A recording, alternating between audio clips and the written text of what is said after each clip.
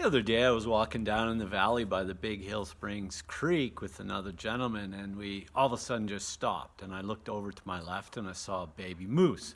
So at that moment in time, the first thing that came to mind is, wow, we could have just walked right by this baby moose and not even known it. Then the other thing is, where's the mama? So thanks be to God, we found the mama just off to the right, and we were able to enjoy such a beautiful gift to see a mama and her baby. Now, in the gospel reading, these two disciples could have easily just not even recognized Jesus in this whole experience. But they eventually do recognize Jesus in the breaking of bread. But Jesus will walk with them. Jesus walks with us whether we're aware of that or not. And so even in our moments of sadness, we can believe that even though we're not witnessing the risen Christ with us, that the risen Christ is with us. Now, Jesus breaks open the scriptures. He shows that this had to happen. And he awakens them to that. Because, the people are kind of expecting a Messiah that's going to come and redeem Israel. In other words, establish a very powerful earthly kingdom. And they're going to overthrow the Romans, or else this Messiah is going to be like a new Moses and lead them to a new land where they're free of people like the Romans. But Jesus does come to set us free, but he comes to set us free from our poor image of ourselves and our poor image of the world. And we lose sight that we are beloved children of God, and we lose sight of how much we are cherished by just the fact that we exist.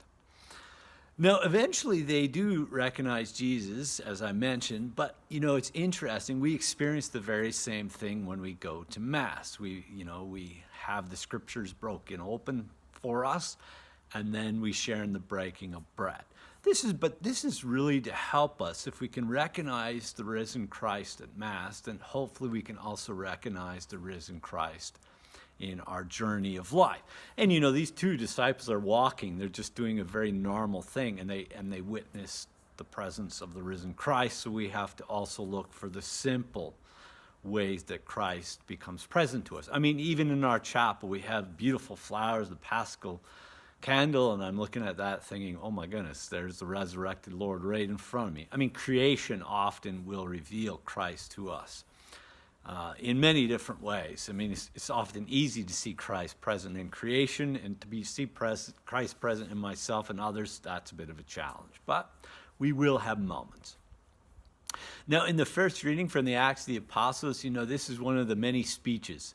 And it's the speech, that follows a similar pattern. First, there is the fulfillment of the Old Testament scriptures. In other words, to reveal Jesus Christ in the Old Testament scriptures.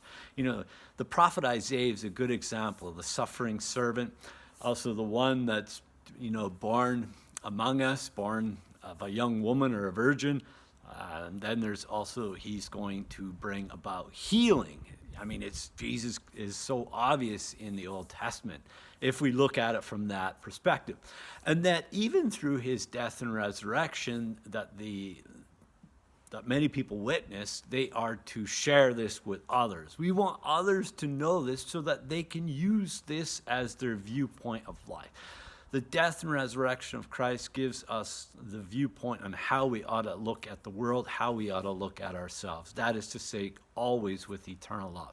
And this is really what First Peter is really getting at, is that during our time of exile, the people that Peter is addressing are in persecution. The church has grown a lot, and they're becoming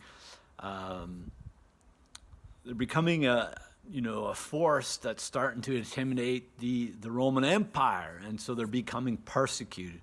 But in this time of exile, trust that you will experience the promised land of heaven, both in the here and later on in life, of course, when we meet our God face to face.